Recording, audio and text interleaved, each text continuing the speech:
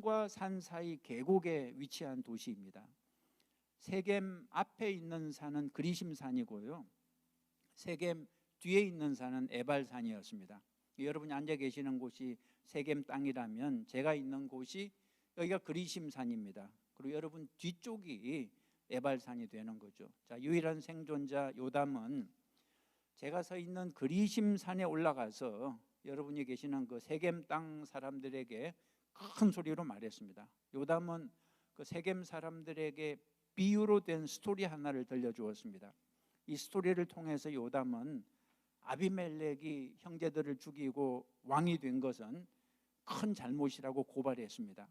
그리고 아비멜렉은 나중에 비참하게 죽게 될 것이라고 예언했습니다. 자, 요담이 얘기한 비유에는 네 종류 나무가 등장합니다. 네 나무가 등장합니다. 그림 한번 보시면 그림에 나무들이 나오죠. 먼저 좋은 나무 세 그루가 나오는데요, 감람나무 나오죠. 그 다음에 무화과나무 나오죠. 그 다음에 포도나무 나오죠. 이 나무들은 다 유익하고 아주 가치 있는 나무들이었습니다. 감람나무는 기름을 생산해서 그 기름으로 어두움을 밝혀주었습니다. 무화과나무는 맛있는 열매를 생산해서 사람들에게 식량을 공급해 주었습니다. 하와이에 무화과나무 열리나요? 있긴 있나요? LA는 많아요. 그래서 그 막 열리면 교인들이 막 무화과나무 가져와서 많이 먹고 그랬는데 하와이는 별로 못 본 것 같아. 주는 사람이 없는 거 보니까. 포도나무는 포도 열매를 생산해서 포도주를 만들어 주었습니다. 중동 지방에서 포도주는 너무나 중요한 음료수였죠. 자, 그 다음에 나쁜 나무 하나가 등장하는데 바로 가시나무였습니다. 가시나무는 무익한 나무였습니다. 사람들에게 피해를 주는 나무죠. 이 가시나무가 하는 일은 뭐 찌르는 일이죠. 사람 찔러서 아프게 하고 상처를 주는 게 가시나무의 일이었습니다.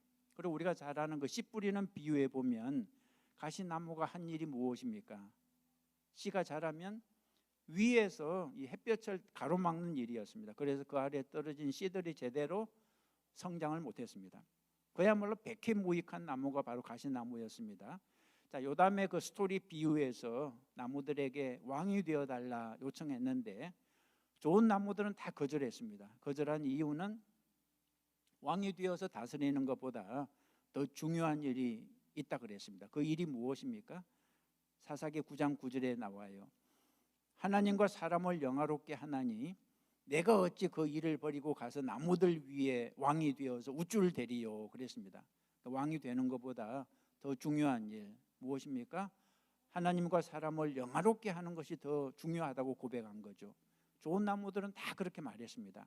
그런데 나쁜 나무, 가시나무는 그렇게 말하지 않았습니다. 이렇게 말하죠.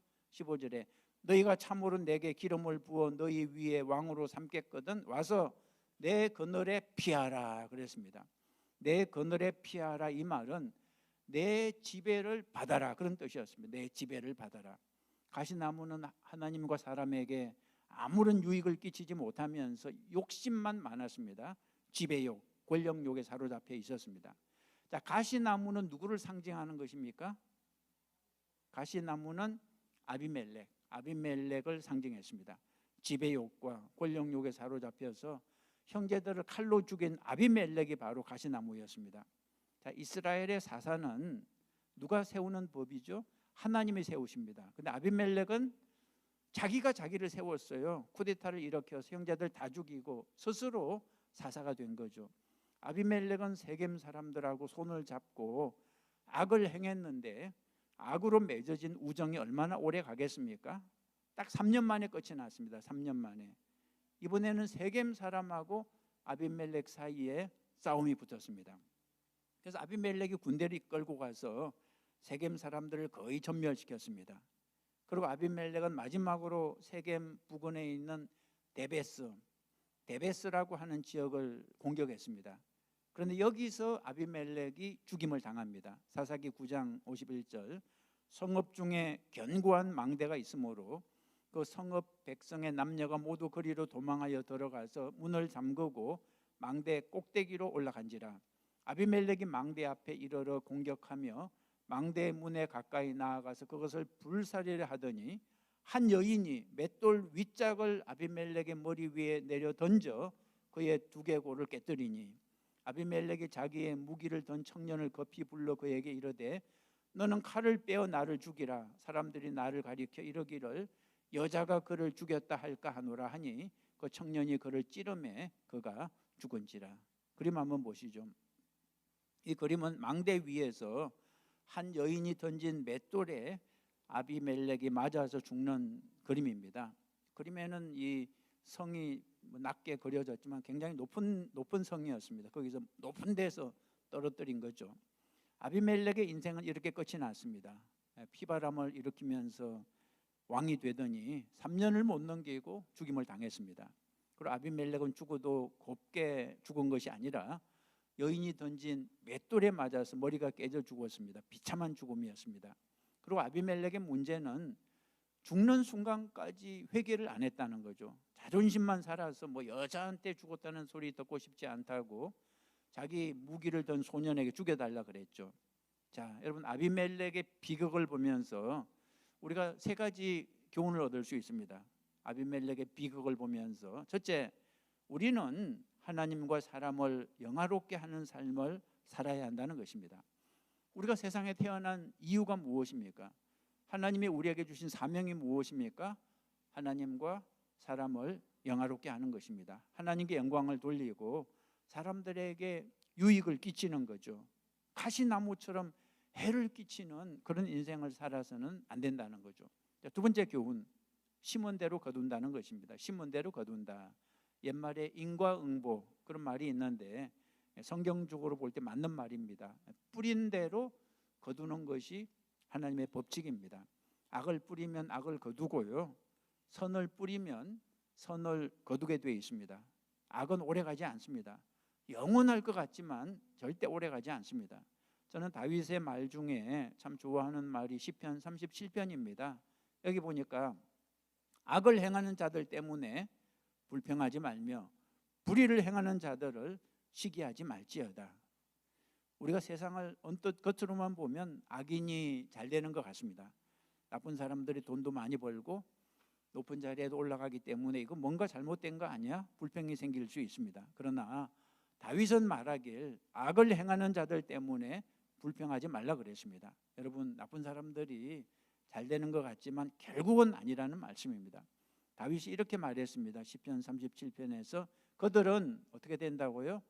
풀과 같이 속히 배임을 당할 것이며 푸른 채소같이 쇠잔할 것이미로다. 그러니까 악은 길지 않다는 것입니다. 악은 그래봤자 속히 끝난다는 것이 성경의 진리입니다. 그래서 저는 악한 사람들 보면 속으로 이렇게 말합니다. 길어야 100년이다. 길어야 100년이다. 인간 수명이 100년인데 그 악이 얼마나 오래 가겠습니까? 그죠? 100년만 지나면 그 악이 하나님의 심판을 받게 되는 거죠. 우리가 하와이에서 그런 얘기 하죠. 하와이에서 나쁜 짓 하면 도망갈 데가 없다고 그런 말 하잖아요. 사방이 바다로 막혀서 어디 뭐 도망갈 데가 없어요. 마찬가지로 우리 인생도 여러분 죄를 범하면 도망갈 데가 없습니다. 길어야 100년 수명이고요, 그 다음에는 하나님의 엄중한 심판이 기다리고 있는데 어디로 가겠습니까? 결국 뿌린 대로 거두게 된다는 거죠. 히브리서 6장에 땅이 그 위에 자주 내리는 비를 흡수하여 밭가는 자들이 썩기에 합당한 채소를 내면 하나님께 복을 받고 만일 가시와 엉겅퀴를 내면 버림을 당하고 저주함에 가까워 그 마지막은 불사름이 되리라 그랬습니다. 여기서 땅은 인간을 말하는데요, 좋은 채소를 내는 땅은 하나님께 복을 받고요, 가시와 엉겅퀴를 내는 땅은 불심판을 받게 된다는 거죠. 그러니까 좋은 씨를 많이 뿌려서 그 다음에 축복의 열매를 많이 거두는 저와 여러분 되시기를 축복합니다. 자, 세 번째 교훈이 있습니다. 회개하라입니다. 회개하라. 아비멜렉의 문제는 죽기까지 회개를 안 했습니다. 그래서 그 인생이 더 비참하죠. 여러분, 다 잘못할 수 있습니다. 근데 중요한 것은 회개하는 거죠. 하나님은 사랑이 많으신 분이기 때문에 어떤 잘못이든지 회개하면 문제가 안 됩니다. 제가 항상 말씀드리는 거지만 사람이 지옥에 가는 것은 죄를 지어서 가는 게 아닙니다. 죄 때문에 지옥에 가야 한다면 모든 인간은 지옥에 가야죠. 의인은 없나니 하나도 없기 때문에. 그래서 인간이 지옥에 가는 것은 결국 죄를 회개하지 않았기 때문이다. 그죠? 예수님을 거부했기 때문이다. 천국은 죄를 회개하고 예수님을 영접한 사람들이 가는 거죠. 자, 여기까지가 아비멜렉이고요. 이제 입다 사사 살펴보겠습니다. 이 사사 입다는 우리 한국 사람들에게 상당히 친숙한 사람이라 그랬습니다. 이름과 얼굴이 친숙하다는 게 아니라 인생 스토리가 친숙하다고요. 자, 입다의 인생 스토리하고 아주 비슷한 인물을 우리가 알고 있습니다. 한번 들어보세요. 조선시대 세종 때 서울에 홍판서라는 사람이 살았습니다. 홍씨예요. 이 사람이 계집종 춘섬을 통해서 아들을 하나 낳았습니다. 그 아들의 이름이 길동이었습니다. 성은 홍이고 이름이 길동입니다. 길동은 총명하고 재주가 뛰어났습니다. 그러나 본부인이 낳은 아들이 아닌 서자였기 때문에 그 당시 풍습에 의해 아버지를 아버지라 부르지 못하고 대감이라고 불러야 했습니다. 집안 사람들은 서자인 길동을 멸시했습니다. 길동이 너무 똑똑해서 나중에 홍씨 집안의 주인이 될까 봐 정실 부인이 자객을 시켜 죽이려고까지 했습니다. 그래서 길동은 어쩔 수 없이 집을 나와 도적의 두목이 되어서 활빈당을 조직했습니다.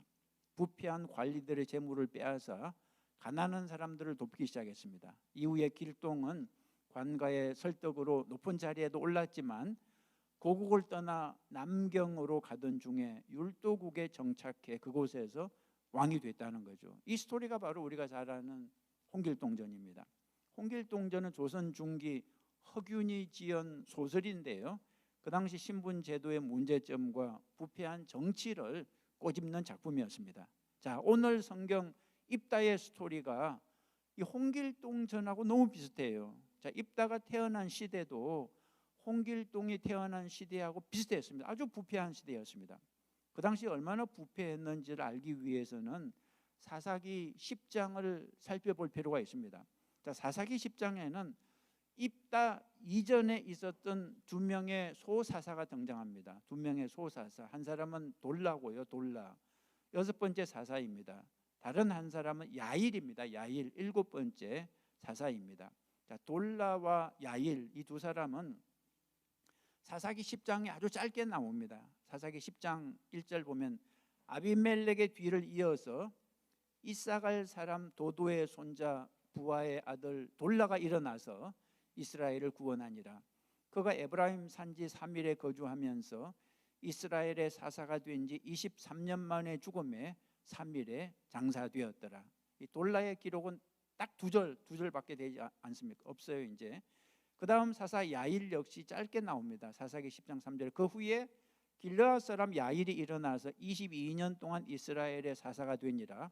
그에게 아들 30명이 있어 어린 낙이 30을 탔고 성읍 30을 가졌는데 그 성읍들은 길르앗 땅에 있고 오늘까지 하봇 야일이라 부르더라. 하봇 야일 이 말의 뜻은 야일의 땅이다 그런 뜻입니다. 한마디로 야일의 땅이 이 사사의 땅이 엄청 넓었다는 뜻입니다. 하여튼 길르앗 지역은 온통 야일의 땅이었고요. 그 자식들 30명이 다 다스렸다는 것입니다. 야일 사사는 30명의 자식들과 함께 부귀영화를 누렸지만 백성들은 고통을 당했습니다. 야일이 통치하는 동안 백성들은 더욱더 우상숭배에 빠져서 하나님을 떠났습니다. 그러자 하나님이 진노해서 이스라엘을 암몬 사람들 손에 넘기셨습니다. 이스라엘은 그 어느 때보다 극심한 학대를 당했습니다. 그러자 이스라엘이 우리가 항상 그렇듯이 살려달라고 하나님께 빌었죠. 그러자 하나님이 이제 여덟 번째 사사를 세워주셨는데 바로 이제 입다라는 것입니다. 입다. 자, 입다의 특징을 몇 가지 말씀드립니다. 첫 번째, 입다의 환경은 참으로 불행했습니다. 자, 1절 보시면 길르앗 사람 입다는 큰 용사였으니 기생이 길르앗에게서 낳은 아들이었고 길르앗의 아내도 그의 아들들을 낳았더라. 그 아내의 아들들이 자라매 입다를 쫓아내며 그에게 이르되 너는 다른 여인의 자식이니 우리 아버지의 집에서 기업을 잊지 못하리라 한지라.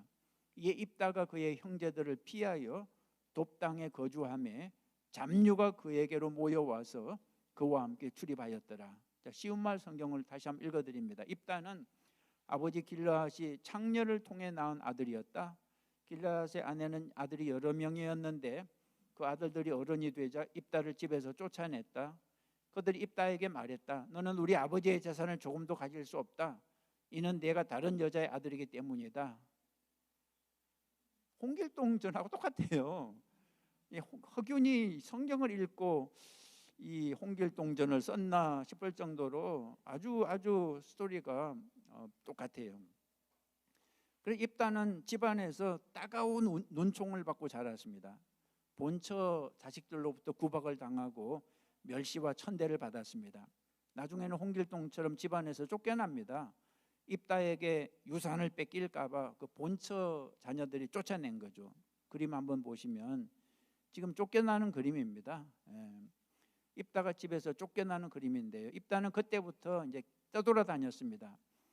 그러다가 돕이라는 지방에 들어가서 정착을 했는데 그곳에서 천민들, 불량배들하고 어울려 지냈습니다.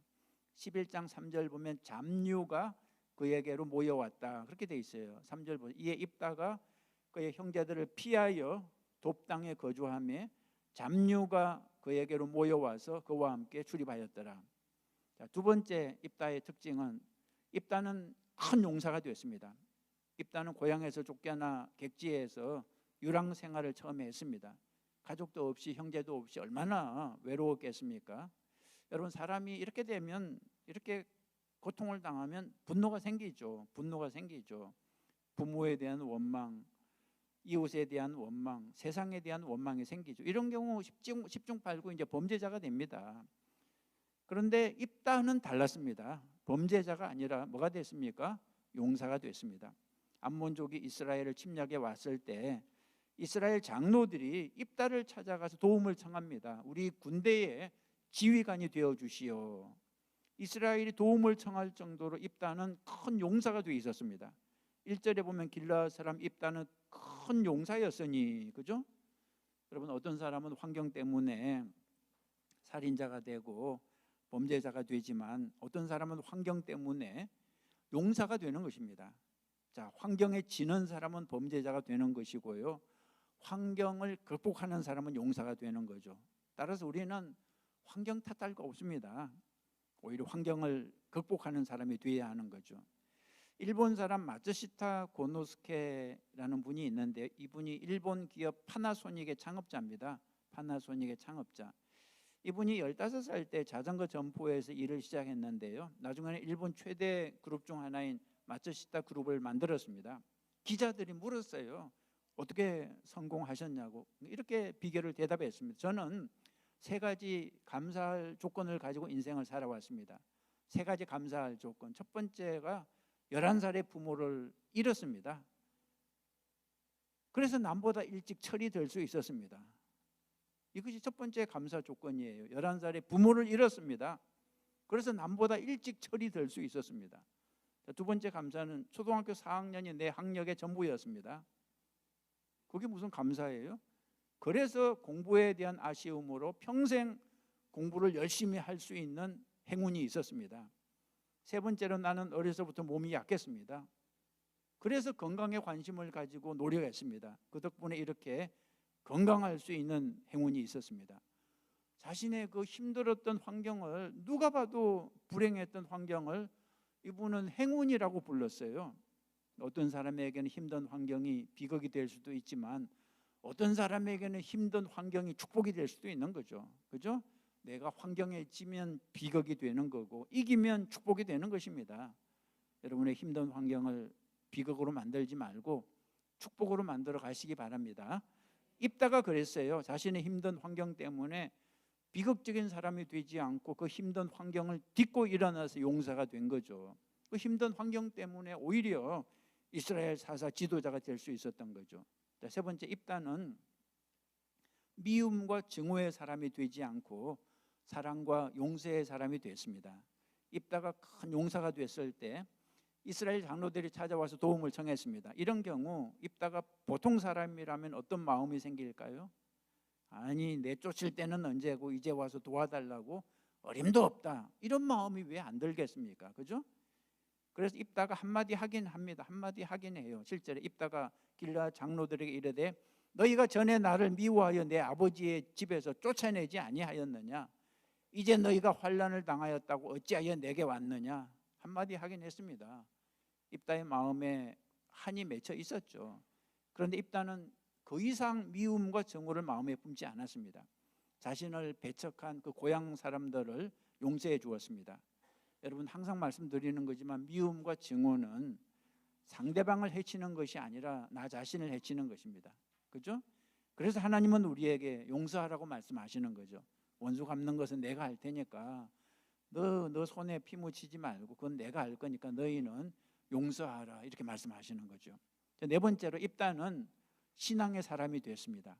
입다가 신앙의 사람인 것을 어디서 알 수 있냐 하면 9절에 입다가 길르앗 장로들에게 이르되 너희가 나를 데리고 고향으로 돌아가서 암몬 자손과 싸우게 할 때에 만일 여호와께서 그들을 내게 넘겨주시면 내가 과연 너희의 머리가 되겠느냐 하니, 여호와께서 넘겨주시면 이 말 한마디에서 입다의 믿음을 알 수 있습니다.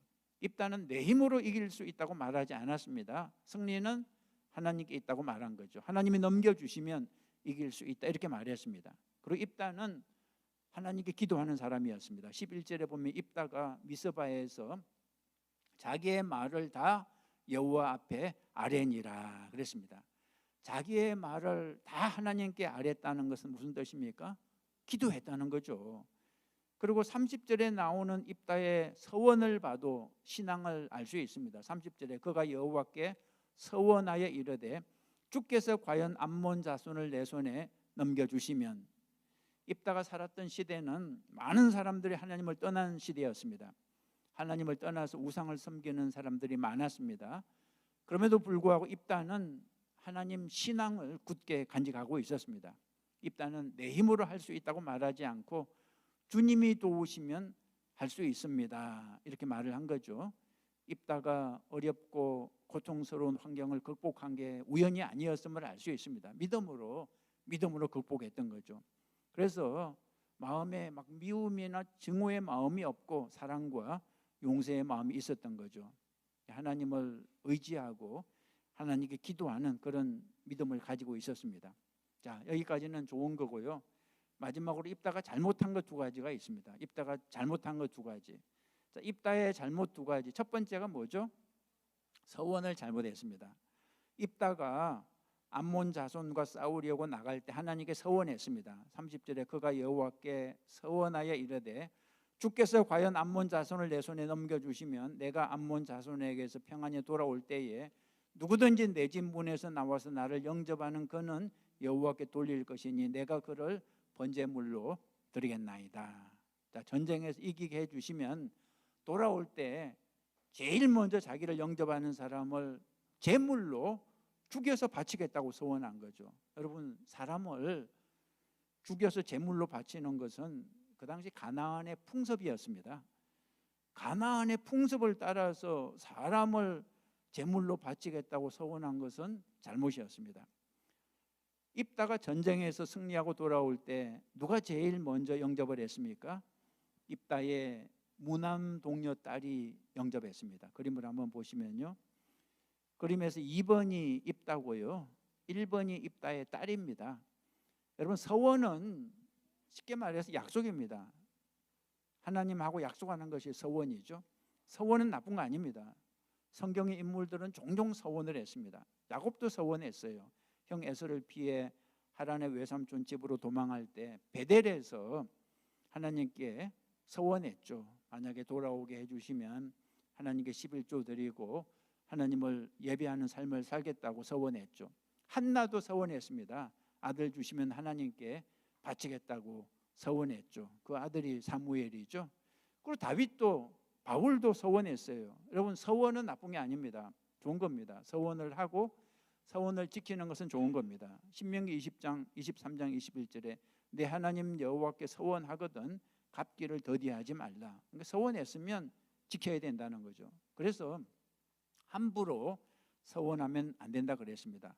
풍습을 따라서 세상의 풍습을 따라서 하면 안 되고요. 내 기분을 따라서 서원해도 안 되는 거죠. 서원은 성령의 인도하심을 받아서 해야 하는 것입니다. 입다의 서원은 잘못된 서원이었습니다. 첫째, 사람을 제물로 바치겠다. 이거는 처음부터 이거는 잘못된 서원이었습니다. 가나안 이방인들의 풍습이었죠. 잘못된 서원을 했으면 어떻게 해야 한다 그랬습니까? 회개하고 용서를 받아야 한다 그랬습니다. 잘못된 서원을 지킬 필요는 없는 거죠. 입다는 잘못된 서원을 했는데 문제는 그걸 또 끝까지 지켰어요. 잘못된 서원을. 자, 입다의 두 번째 잘못은 참지를 못했습니다. 자, 암몬 사람들하고 전쟁이 끝난 후에 무슨 일이 있었냐 하면 동족인 에브라임 지파 사람들이 시비를 걸었습니다. 사사기 12장에 에브라임 사람들이 모여 북쪽으로 가서 입다에게 이르되 내가 암몬 자손과 싸우러 건너갈 때 어찌하여 우리를 불러 너와 함께 가게 하지 아니하였느냐? 우리가 반드시 너와 내 집을 불사르리라. 자, 입다가 암몬 사람들을 물리치자 에브라임 지파가 시비를 걸었습니다. 어찌하여 우리를 불러 너와 함께 가게 하지 아니하였느냐? 암몬과 전쟁할 때 왜 자기들을 불러주지 않았냐는 거죠. 다시 말해서 왜 너희들만 공을 세우니? 왜 우리를 따돌리니? 이런 거죠. 아니 똥낀 놈이 성낸다고 싸울 때는 뒤에서 구경만 하더니 이제 와서 왜 뭐 연락을 안 했느냐 막 항의하는 거죠. 이런 사람들 있잖아요. 그죠? 그러면서 너희들을 불러 태워 죽이겠다고 협박까지 했습니다. 자, 에브라임 지파가 입다에게 시비를 걸다가 나중에 선을 넘었습니다. 선을 넘었어요. 입다를 모욕하는 말을 했습니다. 4절에 이는 에브라임의 말이 너희 길르앗 사람은 본래 에브라임에서 도망한 자로서 에브라임과 므낫세 중에 있다 하였습니다. 무슨 뜻이냐 하면 쉬운 말 성경 보면 이런 뜻입니다. 너희 길르앗 사람들은 에브라임과 므낫세에서 도망한 자들이다. 다시 말해 이런 뜻입니다. 입다야, 너희 길르앗 사람들은 우리 에브라임 지파에서 죄짓고 도망간 놈들이야. 이렇게 모욕한 거죠. 여러분, 이 말은 입다의 상처를 건드리는 말이었습니다. 입다는 상처가 있죠. 어릴 때 부모 형제와 고향으로부터 버림받고 도망갔던 사람입니다. 기생의 아들로 태어나서 온갖 수모를 당하고 부당한 대우를 받았죠. 겨우겨우 상처를 극복하고 용사가 됐는데 에브라임 지파가 그 입다의 과거 상처에 소금을 뿌린 것입니다. 이 말로 인해서 입다가 돌아버렸어요. 그래서 길르앗 사람들을 다 모아서 에브라임 사람들하고 전쟁합니다. 누가 이겼습니까? 입다가 이겼죠. 6절을 보면 무려 4만 2천 명을 죽였습니다. 같은 동족을 4만 2천 명이나 죽였으니 이건 참 비극 중에 비극이죠.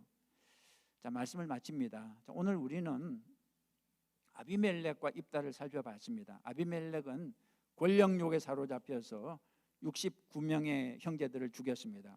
스스로 사사가 됐지만 오래가지 못하고 3년을 넘기지 못하고 비참하게 죽임을 당했습니다. 그래서 뿌린 대로 거두는 것이 인생입니다. 악을 뿌리면 악을 거두게 마련입니다. 심판자 하나님을 기억하고 우리는 선한 씨를 뿌려서 축복의 열매를 거두는 여러분 되시기 바랍니다. 8번째 사사 입다는 장점과 단점이 분명한 사람입니다. 불우한 환경을 극복하고 정말 믿음으로 훌륭한 사사가 됐는데 여기까지는 정말 칭찬해야 됩니다. 그러나 서원을 잘못하는 바람에 무남동녀 귀한 딸을 잃었고, 그리고 또 그 성격 참지 못하는 성격 때문에 동족들을 죽였습니다. 저는 오늘 여러분에게 다음과 같은 기도 제목을 좀 드리고 싶습니다. 첫째, 고난을 잘 이겨내서 여러분 불우한 환경 여러 가지 어려움을 잘 이겨내서 입다처럼 큰 용사 하나님의 귀한 일꾼이 되시기를 여러분 기도하시기 바랍니다. 환경 때문에 낙심하지 말고 하나님 바라보고 그 불행한 환경을 축복으로 만들어내야죠.